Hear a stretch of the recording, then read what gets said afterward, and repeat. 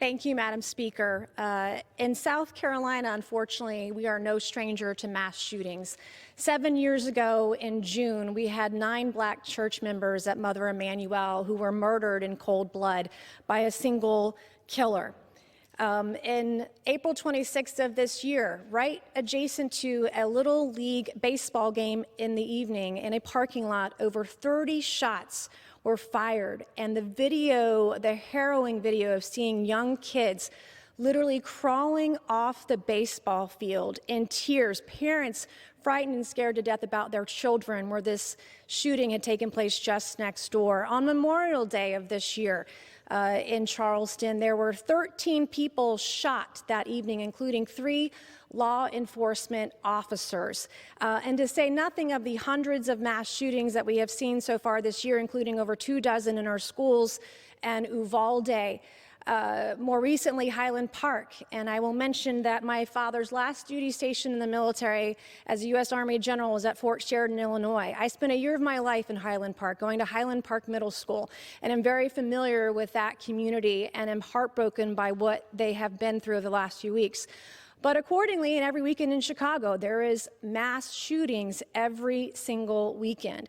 And the beauty of H.R. 6538 is that I agree with both sides of the aisle in what they're saying today. As someone who owns 7 firearms, a rifle, 2 shotguns, and 4 pistols, I support law-abiding citizens' right to own firearms included in the Second Amendment. And this bill, the beauty of this bill is it's not requiring or demanding or mandating anything. It's not taking away anyone's Second Amendment rights. And when I have spoken to law enforcement across not just the 1st Congressional District, but across the entire state of South Carolina, when I speak to sheriffs, when I speak to police chiefs, when I realize and understand that there is a patchwork of technology out there that some are aware of, some are not, and what this bill does. So, for example, in one county in my state, we have something called Code Red, where residents can opt in. Another county has nothing. Another municipality or locality can do a reverse 911.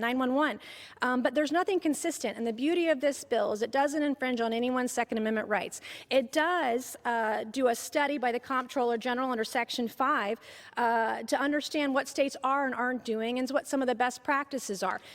In the Section 4, when we have the advisory panel that's created, their job, and these are law enforcement officers, these are everyday first responders, people who are in the thick of it every single day facing these mass shootings, putting together best practices so that the coordinator, as defined in Section 3, can provide this information, encourage states and localities and municipalities what the best practices are, and help provide that information to them and the tools that they need. So the next time, it's not a matter of if, but a matter of when the next mass shooting is, they can, if they want, if they choose to, voluntarily alert those in their communities. Thank you, and I yield back.